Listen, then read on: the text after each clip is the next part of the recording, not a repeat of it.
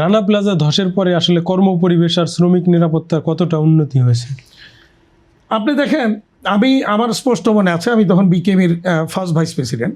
Rana plaza ইনসিডেন্টের সময় আমরা তখন জেনেভায় গেলাম, এবং জেনেভায় গিয়ে আমরা একটা কম্প্যাক্ট বাংলাদেশ, সাস্টেনেবল বাংলাদেশ একটা এমইউ সই করি। সেই এমইউতে আমি ওয়ান অফ দ্য সিগনেটারি।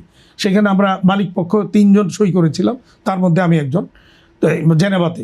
এবং তারপরে বাংলাদেশে এই পোশাক শিল্পে বা মেইনলি পোশাক শিল্পী বলবো, যে ধরনের উন্নতি হয়েছে, আমরা এখন খুব গর্বের সাথে বলতে পারি, খুব চ্যালেঞ্জ দিয়ে বলতে পারি, ওয়ার্ল্ডের ইভেন খোদ আমেরিকা যারা বড় বড় কথা বলে, সেই সব দেশেও যদি বলি, বাংলাদেশের মতো এত সুন্দর কমপ্লায়েন্ট এবং মানে সেফ ইন্ডাস্ট্রি ওয়ার্ল্ডের কোথাও নাই। Platinum lead certified green factory, নানা রকমের গ্রিন সার্টিফাইড ফ্যাক্টরি আমাদের এখানে তৈরি হয়েছে, যেগুলি ওয়ার্ল্ডের মানে অত্যন্ত নাম করা এবং বেস্ট ক্যাটাগরির বলবো আমরা, যেগুলি সারা ওয়ার্ল্ডে আপনি খুঁজে পাবেন না।